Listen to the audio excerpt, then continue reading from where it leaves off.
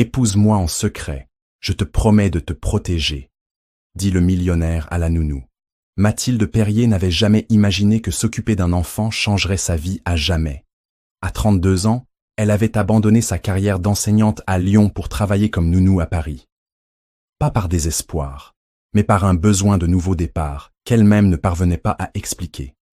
Après un divorce douloureux et le décès de sa mère, Paris semblait être l'endroit idéal pour se réinventer. Le manoir de la famille Girard se trouvait dans le 16e arrondissement, l'un des quartiers les plus élégants de la capitale française. Mathilde arriva un matin de septembre, portant seulement une valise et beaucoup d'attentes. La maison imposante, avec ses hautes fenêtres et ses jardins bien entretenus, l'intimidait un peu, mais la nécessité parlait plus fort. « Vous devez être Mathilde », dit une voix grave derrière elle. Elle se retourna et vit un homme grand, aux cheveux noirs légèrement grisonnants sur les tempes. Louis Girard, âgé de 45 ans, avait le regard de quelqu'un qui portait trop de responsabilités sur ses épaules. Il portait un costume sombre impeccable, mais une tristesse discrète brillait dans ses yeux bleus. « Oui, c'est moi. Enchanté, monsieur Girard, » répondit Mathilde en tendant la main. « Louis, tout simplement. Entrez, je vous prie. » L'intérieur de la maison était encore plus impressionnant. Des meubles anciens, des tableaux précieux et un escalier en marbre qui semblait tout droit sorti d'un film. Mais il y avait quelque chose de froid dans cet environnement, comme si l'élégance ne parvenait pas à masquer une profonde solitude. « Où est l'enfant » demanda Mathilde. « Amélie est à l'école. Elle a 8 ans et... » Louis hésita un instant. « Elle a perdu sa mère il y a 2 ans. Depuis, elle a eu plusieurs nounous. Aucune n'est restée longtemps. » Mathilde perçut la douleur dans sa voix. C'était la douleur d'un père qui essayait d'être fort pour sa fille, mais qui était clairement perdu lui aussi. « Je suis désolée pour votre perte, » dit-elle doucement. « Merci. Amélie est une bonne fille, mais elle a du mal à faire confiance aux gens, surtout depuis que sa mère est partie. » Ils se dirigèrent vers la cuisine, un espace plus chaleureux avec vue sur le jardin. Louis servit du café dans des tasses en porcelaine fine. « Vous avez des enfants, Mathilde ?»« Non. Mon mariage s'est terminé avant que cela n'arrive, » répondit-elle honnêtement. « Mais j'ai toujours travaillé avec des enfants. J'étais enseignante en école primaire. »« Pourquoi avez-vous abandonné ce métier ?» Mathilde prit une gorgée de café, réfléchissant à sa réponse. Il y avait tant de raisons, mais elles menaient toutes au même endroit, le besoin de repartir de zéro. « Parfois, il faut changer pour découvrir qui nous sommes vraiment, » dit-elle. « Et Paris a toujours été un rêve pour moi. » Louis hocha la tête, comme s'il comprenait parfaitement ce besoin de renouveau. Quand Amélie rentra de l'école, Mathilde comprit immédiatement les défis qui l'attendaient. La fillette était magnifique, avec les mêmes yeux bleus que son père et des cheveux châtains bouclés. Mais il y avait une dureté dans son regard qui ne devrait pas exister chez une enfant de 8 ans. « Bonjour Amélie, je suis Mathilde, » dit-elle en s'abaissant à la hauteur de la fillette. Amélie la dévisagea de haut en bas avec une maturité déconcertante. « Tu vas partir aussi ?» demanda-t-elle directement. La question frappa Mathilde comme un coup à l'estomac. Quel genre d'abandon cette enfant avait-elle vécu pour poser une telle question d'emblée? « Je n'ai pas l'intention d'aller où que ce soit, » répondit Mathilde avec sincérité. « C'est ce que les autres ont dit, » rétorqua Amélie, montant les escaliers sans se retourner. Louis soupira lourdement. Elle n'est pas méchante, elle protège juste son cœur. Ce soir-là, après qu'Amélie fut couchée, Louis et Mathilde discutèrent dans le salon. Il parla de sa femme, Catherine, morte dans un accident de voiture, de comment Amélie était devenue distante et méfiante. Des nounous qui étaient repartis parce qu'elles ne pouvaient pas gérer une enfant traumatisée. « Mon travail exige beaucoup de voyages, » expliqua Louis. « J'ai des affaires dans toute l'Europe. Amélie a besoin de quelqu'un de constant, qui ne partira pas quand les choses deviendront difficiles. »« Je comprends, » dit Mathilde. « Je ferai de mon mieux. Il y a une chose dont je dois vous avertir, » dit Louis en la regardant dans les yeux. « Ma belle-mère, Marguerite, n'approuve aucune nounou. Elle pense qu'Amélie devrait vivre avec elle. Et vous, qu'en pensez-vous ? Je pense qu'Amélie a besoin de son père. Et d'un foyer, pas d'une perte supplémentaire. Mathilde réalisa qu'il y avait plus de couches dans cette situation qu'elle ne l'avait imaginé. Mais quelque chose en Louis éveillait sa compassion. Ce n'était pas seulement un homme riche avec des problèmes, c'était un père qui essayait de faire de son mieux pour sa fille dans une situation impossible. Dans les jours qui suivirent, Mathilde se consacra entièrement à Amélie. Elle n'essaya pas de forcer une proximité, mais fut toujours présente. Elle préparait les goûters préférés de la fillette, l'aidait avec ses devoirs et, peu à peu, commençait à surmonter les barrières qu'Amélie avait érigées. Un après-midi, 2 semaines plus tard, Amélie rentra de l'école en pleurant. Elle s'était disputée avec une camarade qui lui avait dit qu'elle n'avait pas de mère. Mathilde la serra dans ses bras pendant qu'elle pleurait, sentant le petit cœur se briser contre sa poitrine. « J'ai une maman, » sanglota Amélie. « Elle n'est juste pas là. »« Bien sûr que tu en as une, » dit Mathilde doucement. « Et elle t'aime beaucoup, où qu'elle soit. » Ce fut le premier moment où Amélie baissa complètement sa garde. Et ce fut aussi à ce moment-là que Mathilde sut qu'elle ne serait plus jamais la même. Ce soir-là, quand Louis revint d'un voyage d'affaires, il trouva les deux en train de faire des biscuits dans la cuisine. Amélie riait, un son qu'il n'avait pas entendu depuis des mois. « Comment as-tu fait » demanda-t-il à Mathilde plus tard, après qu'Amélie fut couchée. « Je n'ai rien forcé. J'ai juste été là. » Louis la regarda avec une gratitude qui allait au-delà des mots. Et ce fut à ce moment qu'ils réalisèrent, tous les deux, que quelque chose changeait entre eux également. 1 mois après l'arrivée de Mathilde, la routine de la famille Girard avait complètement changé. Amélie commençait à sourire davantage, à faire confiance aux gens autour d'elle et même à se faire de nouveaux amis à l'école. Mathilde était devenue plus qu'une nounou. Elle était une présence constante et affectueuse que la fillette n'avait pas eue depuis la mort de sa mère. Louis changea aussi.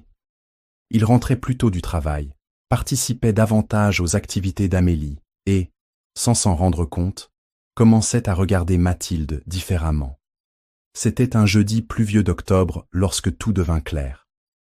Amélie avait de la fièvre et Louis avait annulé un voyage d'affaires important pour rester à la maison. Mathilde s'occupait de la fillette avec une dévotion qui touchait profondément son cœur. « Tu es vraiment incroyable avec elle », dit Louis, trouvant Mathilde dans la cuisine en train de préparer une tisane pour Amélie. « C'est une enfant spéciale.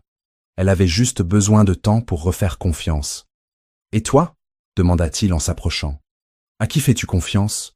Mathilde s'arrêta et le regarda. Il y avait une intensité dans les yeux de Louis qui lui donna des papillons dans l'estomac. « J'apprends à nouveau, » répondit-elle honnêtement. « Moi aussi. » Ils se regardèrent pendant un moment qui sembla éternel. La pluie frappait la fenêtre de la cuisine et l'atmosphère était empreinte d'une intimité dangereuse. Ce fut Louis qui s'éloigna en premier. « Désolé. Je n'aurais pas dû... Tu travailles ici. Louis, je ferais mieux d'aller voir comment va Amélie. » Mathilde resta seule dans la cuisine, le cœur battant la chamade. Elle savait que cet instant avait tout changé entre eux, mais elle savait aussi que la situation était compliquée. Elle était la nounou, il était son patron. Et il y avait Amélie, qui commençait enfin à guérir. Les jours suivants, Louis tenta garder ses distances, mais il était impossible d'ignorer l'alchimie entre eux. Mathilde luttait aussi contre ses propres sentiments. Elle aimait sincèrement Louis, sa dévotion en tant que père, sa gentillesse, la façon dont il essayait d'équilibrer travail et famille. La situation se compliqua davantage lorsque Marguerite, la belle-mère de Louis, arriva sans prévenir un samedi après-midi. Marguerite Dubois, 68 ans, était une femme élégante et imposante. Très proche de sa fille Catherine, elle n'avait jamais surmonté sa mort. Elle voyait en Amélie le dernier lien avec sa fille disparue. « Louis, il faut qu'on parle, dit-elle, regardant Mathilde avec méfiance. « Mathilde, peux-tu emmener Amélie jouer dans le jardin ?» demanda Louis. Mathilde savait qu'il valait mieux s'éloigner, mais elle ne put s'empêcher d'entendre une partie de la conversation par la fenêtre ouverte. « Cette fille s'implique trop avec Amélie, » disait Marguerite. « Et avec toi aussi, à ce que je vois. Mathilde est excellente avec Amélie. Pour la première fois en 2 ans, ma fille est heureuse. Catherine est morte il y a moins de 3 ans, Louis. Tu ne peux pas la remplacer par une nounou quelconque. »« Personne ne remplace personne, » s'écria Louis, haussant la voix. « Catherine est partie, Marguerite, et Amélie doit avancer. Alors donne-moi la garde de la petite. Je peux l'élever avec l'amour qu'elle mérite. Amélie est ma fille. Elle reste avec moi. Mathilde sentit une boule dans sa poitrine. Elle réalisait qu'elle était au cœur d'une situation bien plus complexe qu'elle ne l'avait imaginée. Il ne s'agissait pas seulement de ses sentiments pour Louis ou de son rôle de nounou, c'était une famille qui tentait de se reconstruire après une tragédie. Ce soir-là, après le départ de Marguerite et qu'Amélie fut couchée, Louis retrouva Mathilde dans le jardin où elle prenait l'air frais. « Tu as entendu la conversation, dit-il. Ce n'était pas une question. »« Désolé. Ce n'était pas intentionnel. Marguerite n'a pas tort sur une chose. Je m'implique trop. » Mathilde sentit son cœur s'accélérer. « Avec Amélie ? Avec toi ?» Les mots restèrent suspendus dans l'air entre eux. Louis s'approcha et cette fois, il ne s'éloigna pas. Depuis la mort de Catherine, je pensais ne plus jamais rien ressentir pour personne. Que ce serait juste Amélie et moi, pour toujours. Louis, Laisse-moi finir, dit-il en prenant doucement sa main. Tu as ramené de la vie dans cette maison. Pour Amélie. Pour moi. Et je sais que c'est mal. Je sais que tu travailles ici. Je sais que c'est compliqué. Mais je ne peux plus ignorer ce que je ressens. Mathilde le regarda, tiraillée entre son cœur et sa raison. Et que ressens-tu? Que je tombe amoureux de toi, et que ça me fait plus peur que n'importe quelle affaire que j'ai conclue. La confession frappa Mathilde comme une vague. Elle tombait aussi amoureuse, mais les implications étaient énormes. Et si Amélie se sentait trahie? Et si ta belle-mère essayait de prendre sa garde? Et si... Louis posa un doigt sur ses lèvres, interrompant ses inquiétudes. Et si on donnait une chance à ce qui pourrait être beau? Murmura-t-il. Avant qu'elle ne puisse répondre, il l'embrassa. Un baiser doux, plein de sentiments et de promesses non dites. Quand ils se séparèrent, Mathilde savait qu'elle avait franchi une ligne sans retour. « Ça change tout, » murmura-t-elle. « Pour le mieux, j'espère. » Mais à l'étage, sans qu'aucun des deux ne le sache, Amélie s'était réveillée et avait tout vu par la fenêtre de sa chambre. La fillette retourna se coucher, le cœur confus, ne sachant pas si elle devait être heureuse ou avoir peur de perdre Mathilde aussi. Pendant 2 semaines, Louis et Mathilde vécurent une romance secrète au sein même de la maison. C'était une situation délicate, pleine de précautions. Le matin, elle était la nounou dévouée qui préparait le petit déjeuner pour Amélie et l'emmenait à l'école. Le soir, après qu'Amélie se couchait, ils discutaient dans le jardin ou le salon, découvrant l'un en l'autre bien plus qu'ils n'auraient imaginé. Louis parlait de sa jeunesse à Bordeaux, de comment il avait bâti son empire d'importation de vin de zéro, des rêves qu'il avait dû abandonner après la mort de Catherine. Mathilde parlait de Lyon, de sa passion pour enseigner, de son mariage qui s'était terminé lorsqu'elle avait découvert que son mari avait une autre famille. Parfois, je pense que je suis venue à Paris pour fuir, confessa-t-elle une de ces nuits, blottie sur le canapé à côté de lui. Et maintenant? Tu te sens toujours en fuite? Maintenant, j'ai l'impression d'avoir trouvé ma place. Mais leur bonheur était fragile, construit sur des bases incertaines. Pendant la journée, ils devaient prétendre que rien n'avait changé, surtout devant Amélie. La fillette, cependant, n'était pas dupe. Ces derniers jours, elle les observait attentivement. Elle remarquait comment son père souriait davantage, comment Mathilde rougissait quand il entrait dans la pièce, comment ils évitaient de se regarder directement quand elle était là. Un après-midi de novembre, après l'école, Amélie confronta Mathilde directement. « Tu aimes mon papa ?» dit-elle sans détour, alors qu'elle faisait les devoirs à la table de la cuisine. Mathilde faillit laisser tomber le crayon qu'elle tenait.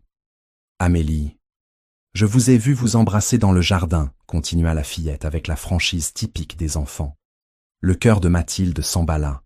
Comment expliquer une situation aussi complexe à une enfant de 8 ans? « Tu es fâchée contre moi ?» demanda Mathilde prudemment. Amélie réfléchit un instant, mordillant sa lèvre inférieure comme elle le faisait quand elle était confuse. « Je ne sais pas. Ma maman embrassait mon papa comme ça. »« Oh, ma chérie !» Mathilde s'agenouilla près de la chaise d'Amélie. « Ton papa aimait beaucoup ta maman. Et il l'aimera toujours. Personne ne peut prendre sa place. Alors, quelle est ta place ? La question était simple, mais lourde de sens. Mathilde réalisa qu'elle devait être complètement honnête. Nous sommes encore en train de le découvrir. Mais je peux te promettre une chose. Rien ne changera l'affection que j'ai pour toi. Tu es très spécial pour moi, quoi qu'il arrive. Amélie resta silencieuse quelques minutes, assimilant l'information. « Mamie Marguerite ne va pas aimer, » dit-elle enfin. « Probablement pas. Elle pourrait essayer de m'emmener. » Mathilde sentit une boule dans sa poitrine. L'intuition d'Amélie était juste. Ton papa ne laisserait jamais ça arriver. Tu promets que tu ne partiras pas si les choses deviennent difficiles? La question résonna dans l'esprit de Mathilde. C'était exactement ce qu'Amélie avait demandé le premier jour, et maintenant, cela avait encore plus de sens. Je promets, dit-elle en prenant les petites mains de la fillette. Je promets que je me battrai pour rester. Ce soir-là, après qu'Amélie fut couchée, Mathilde raconta tout à Louis. Il fut inquiet, mais aussi soulagé. C'est mieux qu'elle sache, dit-il. Amélie est intelligente. Elle le voyait bien. Mais maintenant, comment on avance? Louis l'attira contre lui, l'enlaçant tendrement. J'ai une proposition pour toi. Une proposition qui pourrait résoudre tous nos problèmes. Quelle proposition? Il s'éloigna légèrement pour la regarder dans les yeux. Épouse-moi. Mathilde sentit le sol se dérober sous ses pieds. Quoi? Je sais que ça semble fou. On se connaît depuis seulement 3 mois. Mais Mathilde, je n'ai jamais été aussi sûre de quelque chose dans ma vie. Louis sait... Écoute toute la proposition avant de répondre, interrompit-il. Épouse-moi en secret. Une petite cérémonie, juste nous deux et quelques témoins. Ensuite, nous l'annoncerons à Amélie et à ma belle-mère quand nous serons prêts. Mais pourquoi en secret? Parce que comme ça, je peux te protéger. Si Marguerite apprend maintenant qu'on est ensemble, elle utilisera ça pour essayer de prendre la garde d'Amélie. Elle dira que je suis un père irresponsable, que j'ai mis mes intérêts avant ceux de ma fille. Mathilde commença à comprendre sa logique, mais elle était encore sous le choc de la proposition. « Et si nous sommes mariés ?» demanda-t-elle. « Si nous sommes mariés, tu ne seras plus une simple nounou. Tu seras ma femme, la belle-mère d'Amélie. Marguerite ne pourra pas dire que je suis frivole ou que tu es une mauvaise influence. Louis, le mariage n'est pas un contrat de protection. Ben pour nous, ce serait bien plus que ça, dit-il en prenant son visage entre ses mains. Mathilde, je t'aime. J'aime comment tu prends soin d'Amélie, comment tu as ramené de la joie dans nos vies, comment tu me donnes envie d'être un homme meilleur. Les mots restèrent coincés dans la gorge de Mathilde. Elle l'aimait aussi, mais la proposition était si soudaine, si dramatique. J'ai besoin de temps pour réfléchir, murmura-t-elle. Combien de temps? Quelques jours. C'est une décision qui va changer toute ma vie. Louis hocha la tête, comprenant. Réponds-moi juste à une chose, m'aimes-tu? Mathilde le regarda dans les yeux et vit toute la vulnérabilité d'un homme qui avait beaucoup perdu et qui s'exposait à nouveau. Oui, répondit-elle. Je t'aime. Alors le reste, ce sont des détails qu'on résoudra ensemble. Cette nuit-là, Mathilde ne put dormir. La proposition de Louis résonnait dans son esprit, avec toutes les implications qu'elle portait. Dis-moi de quelle ville et quel pays tu regardes cette vidéo. Je lirai tous les commentaires. C'était une décision qui changerait non seulement sa vie, mais aussi celle d'Amélie. Une fillette qui avait déjà tant perdu et qui commençait enfin à refaire confiance. Au fond de son cœur, Mathilde savait quelle serait sa réponse. 3 jours plus tard, par une froide matinée de décembre, Mathilde donna sa réponse. « Oui, » dit-elle à Louis, alors qu'ils prenèrent le café, après qu'Amélie était partie à l'école. « Je veux t'épouser. » Le soulagement sur son visage fut immédiat et touchant. Louis l'embrassa avec une passion qui confirmait que ce n'était pas seulement une décision pratique, mais un véritable acte d'amour. « Tu es sûr ?» demanda-t-il, posant son front contre le sien. « J'ai peur, mais je suis sûr, » répondit Mathilde. « Je vous aime tous les deux, et je veux me battre pour cette famille. » Les jours suivants, ils organisèrent tout en secret. Louis connaissait un juge de paix, prêt à réaliser une cérémonie discrète. Les seuls témoins seraient l'avocat de Louis, Pierre Moreau, et sa femme, Helena. Un couple d'amis de longue date qui comprenait la situation délicate. La cérémonie devait avoir lieu à la mairie du 7e arrondissement un jeudi matin, pendant qu'Amélie serait à l'école. Ensuite, il rentrerait à la maison comme si de rien n'était, attendant le bon moment pour le dire à la fillette. « Quand allons-nous lui dire ?» demanda Mathilde la veille du mariage. « Après Noël, » répondit Louis. « Je veux qu'elle passe une période heureuse avant qu'on affronte la réaction de Marguerite. Et si elle ne l'accepte pas bien ? Amélie t'aime, Mathilde. J'ai vu comment elle a changé depuis ton arrivée. Elle sera heureuse. J'espère que tu as raison. » Le matin du mariage, Mathilde se réveilla avec des papillons dans l'estomac. Ce n'était pas le mariage de rêve qu'une petite fille imagine. Pas de robe blanche, pas de fleurs, pas de fête ni de famille présente. Mais il y avait de l'amour. Et parfois, l'amour est plus important que toute la pompe du monde. Elle choisit une robe bleu marine simple et élégante que Louis lui avait offerte la semaine précédente. Il portait un costume gris foncé et était visiblement nerveux lui aussi. « Prête ?» demanda-t-il, lorsqu'ils arrivèrent à la mairie. « Prête », répondit-elle en serrant sa main. La cérémonie fut simple et rapide. Le juge posa les questions traditionnelles. Ils échangèrent des alliances simples et s'embrassèrent lorsqu'ils furent déclarés mari et femme. Pierre et Helena applaudirent discrètement, émus d'assister à un amour né des circonstances les plus improbables. « Madame Girard », dit Louis à son oreille après le baiser, et Mathilde ressentit une émotion indescriptible en entendant son nouveau nom. Ils déjeunèrent dans un petit bistrot du quartier latin, célébrant de manière discrète mais sincèrement heureuse. Mathilde se sentait différente, pas seulement parce qu'elle était mariée, mais parce qu'elle avait enfin le sentiment d'appartenir à un endroit. « Pas de regret ?» demanda Louis sur le chemin du retour. « Aucun, » répondit-elle. « Et toi ?»« Je regrette seulement de ne pas t'avoir demandé en mariage plus tôt. » Quand ils rentrèrent à la maison, Amélie était encore à l'école. Ils reprirent leur routine normale, mais il y avait une nouvelle intimité entre eux. Ils étaient mari et femme désormais, même si c'était en secret. Les semaines suivantes, il fut étonnamment facile de garder le secret. Louis passait dormir dans la chambre de Mathilde après qu'Amélie se couchait et se levait tôt pour retourner dans sa propre chambre avant que la fillette ne se réveille. C'était comme un jeu, mais un jeu qui les unissait encore plus.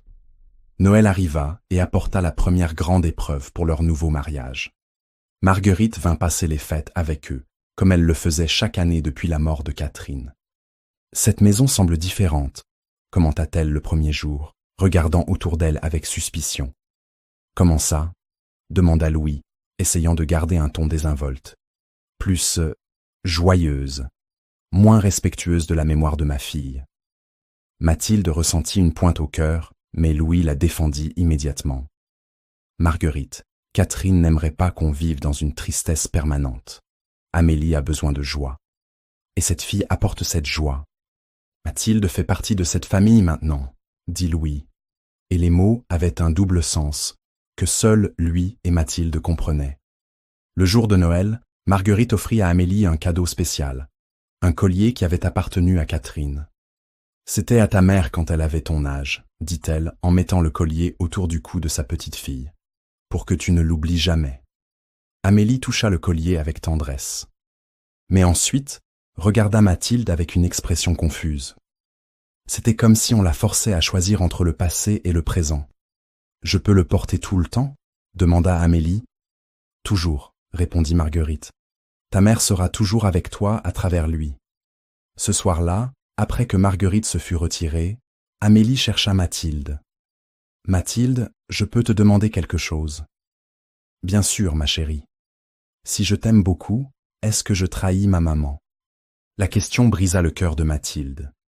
Elle attira la fillette contre elle et l'enlaça tendrement. « Jamais, Amélie. Le cœur n'est pas comme une armoire qui se remplit. Il peut toujours aimer une personne de plus. M'aimer n'enlève rien à l'amour que tu as pour ta maman. Tu es sûre ? Absolument. Ta maman t'a donné la vie et sera toujours ta maman. Je veux juste être une personne spéciale qui t'aime beaucoup aussi. Comme une deuxième maman. » Mathilde sentit ses yeux s'embuer. « Si tu veux que je le sois ?» Amélie l'enlaça fort, et Mathilde sut qu'elle avait gagné non seulement un mari, mais aussi une fille de cœur. Cependant, Le lendemain matin, elles se réveillèrent face à une découverte qui changea tout. Marguerite avait trouvé les alliances de mariage que Louis avait oubliées sur la table de chevet. « Qu'est-ce que ça signifie » demanda-t-elle, tenant les alliances en l'air, le visage rouge de colère. Le secret était fini, et la guerre ne faisait que commencer.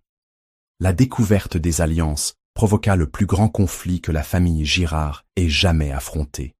Marguerite était furieuse.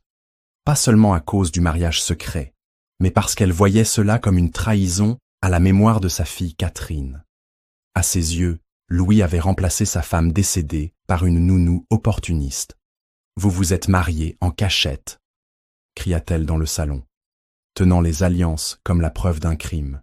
« Comment avez-vous pu faire ça à Amélie ?»« Marguerite, s'il te plaît, baisse la voix » demanda Louis, regardant nerveusement vers l'escalier où Amélie écoutait probablement tout. « Je ne baisse rien.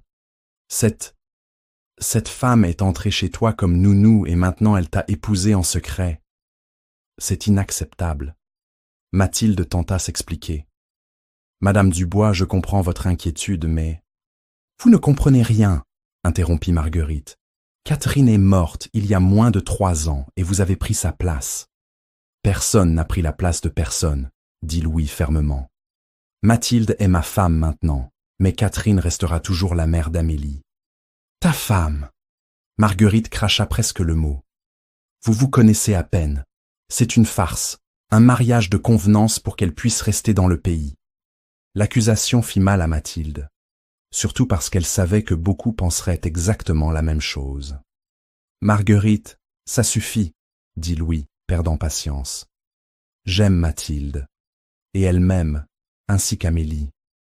C'est ce qui compte. Ce qui compte, c'est le bien-être de ma petite fille, et je prouverai en justice qu'Amélie n'est pas en sécurité dans cette maison. » La menace plana dans l'air comme une bombe sur le point d'exploser. C'était exactement ce que Louis avait craint. Marguerite utiliserait le mariage comme arme pour tenter d'obtenir la garde d'Amélie.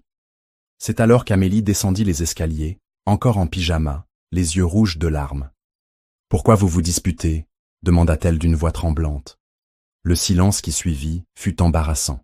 Les 3 adultes regardèrent la fillette, chacun cherchant les mots justes. « Mamie Marguerite a découvert que Mathilde et moi nous sommes mariés, » dit Louis, optant pour l'honnêteté.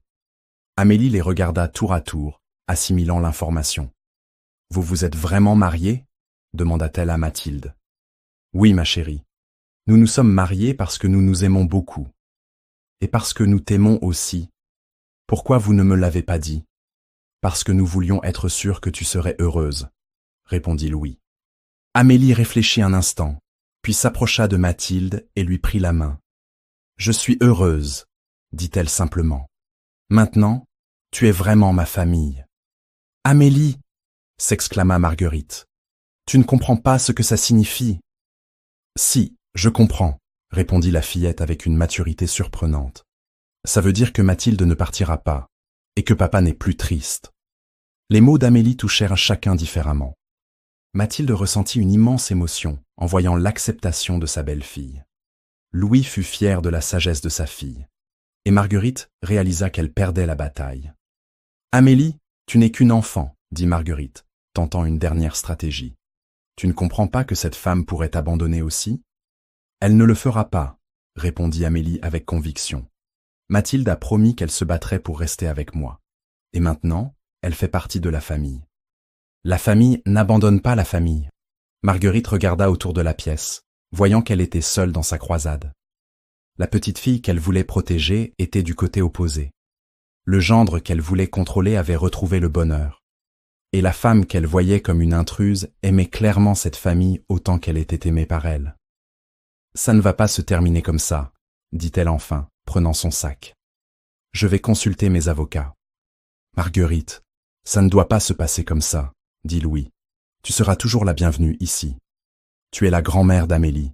Tu feras toujours partie de notre famille. »« Votre famille, » ricana-t-elle amèrement.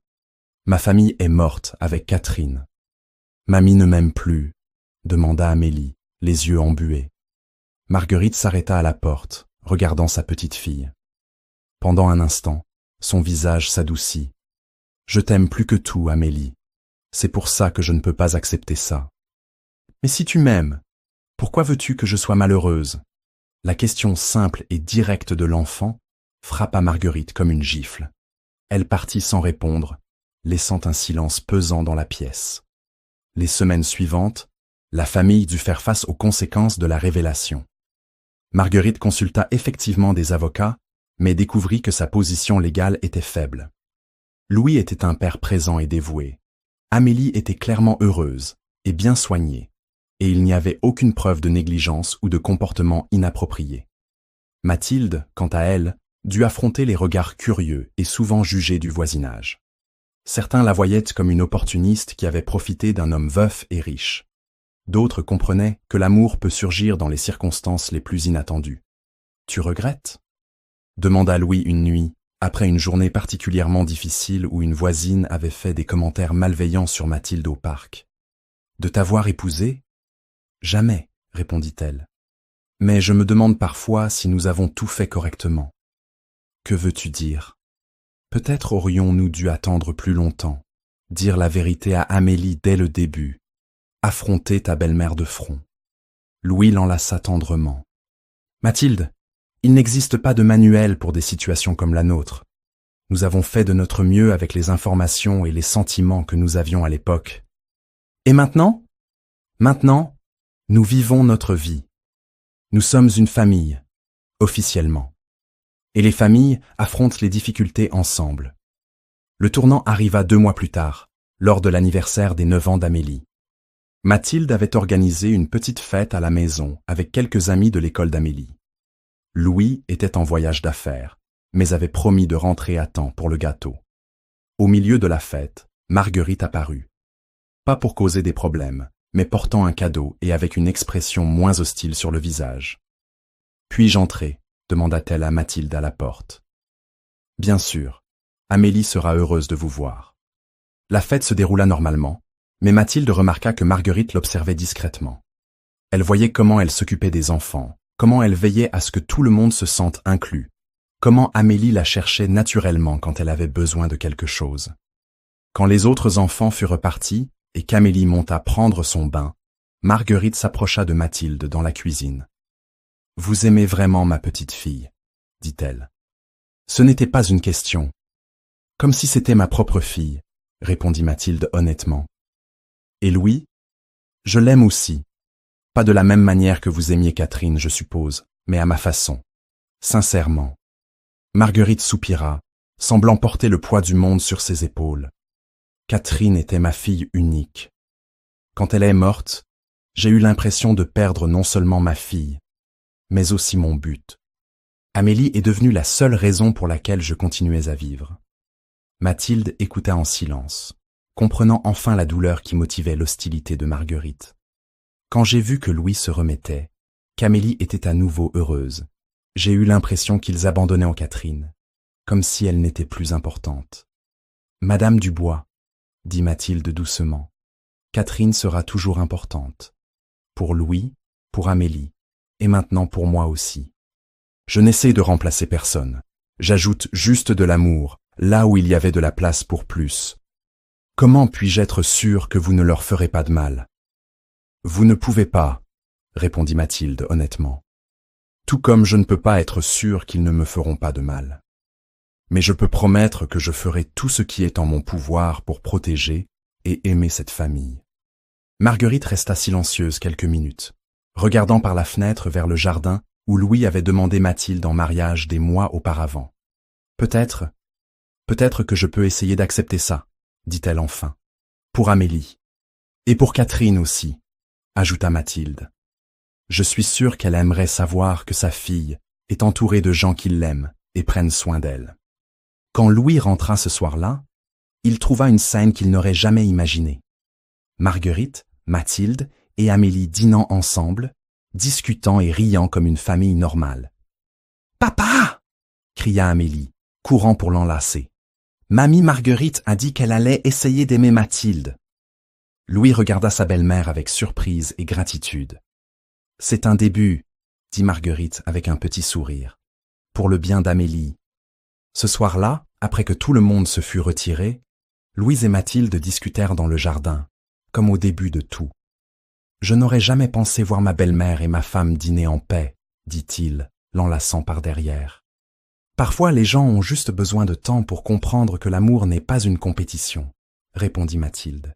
C'est une multiplication. Et nous? Comment allons-nous dans cette multiplication? Plus forts chaque jour, plus unis à chaque obstacle que nous surmontons ensemble. Louis l'embrassa doucement, et tous deux savaient qu'ils avaient remporté la bataille la plus difficile. Pas contre Marguerite ou les préjugés des autres, mais contre leur propre peur de réaimer. 6 mois plus tard, par un après-midi ensoleillé de printemps, la famille Girard, désormais incluant officiellement Mathilde, était dans le jardin. Amélie jouait avec un chiot qu'ils avaient adopté la semaine précédente. Marguerite enseignait à Mathilde une recette traditionnelle de la famille, et Louis s'occupait des fleurs qu'il avait plantées en hommage à Catherine. C'était une scène de paix domestique qu'aucun d'eux n'aurait imaginé possible 1 an auparavant. « Mathilde, dit Amélie, courant vers sa belle-mère, est-ce que je peux t'appeler maman ?» Le cœur de Mathilde se remplit de joie, mais elle regarda Marguerite avant de répondre, cherchant son approbation. « Catherine sera toujours ta maman, dit Marguerite doucement. Mais tu peux avoir 2 mamans, une qui veille sur toi depuis le ciel, et une autre qui est ici pour prendre soin de toi tous les jours. »« Alors, je peux ?» insista Amélie. « Oui, mon amour, » répondit Mathilde, les larmes de bonheur aux yeux. Plus tard cette nuit-là, quand tout le monde dormait, Mathilde sortit dans le jardin pour respirer l'air frais et réfléchir à tout ce qui s'était passé. Louis la trouva là, comme cette première nuit où ils s'étaient embrassés. « À quoi penses-tu » demanda-t-il. « À l'imprévisibilité de la vie. Il y a 1 an, j'étais une enseignante divorcée à Lyon, seule et perdue. Aujourd'hui, je suis épouse, mère, membre d'une famille que je n'aurais jamais imaginé avoir. Des regrets? Aucun. Et toi? Justin? » Mathilde le regarda avec inquiétude. « Lequel? J'aurais dû te dire, épouse-moi en secret. Je te promets de te protéger. Le premier jour où tu es arrivé ici, sourit-il. Ça nous aurait évité beaucoup de complications. » Mathilde rit, se souvenant de toutes les difficultés qu'ils avaient en surmontées ensemble. Peut-être que les complications étaient nécessaires, pour être sûr que ça valait la peine de se battre pour ça. Et ça valait le coup. Chaque larme, chaque nuit sans sommeil, chaque confrontation, elle l'embrassa doucement. Chaque moment en valait la peine. Parfois, l'amour arrive quand on s'y attend le moins et de la manière la plus inattendue. Recommencer ne signifie pas oublier le passé, mais trouver le courage de construire un nouvel avenir. Et les familles les plus belles ne sont pas toujours celles qui naissent du sang, mais celles qui se construisent par choix, dévouement et beaucoup d'amour. Pardonner ne change pas le passé, mais cela peut transformer complètement ce qui vient ensuite.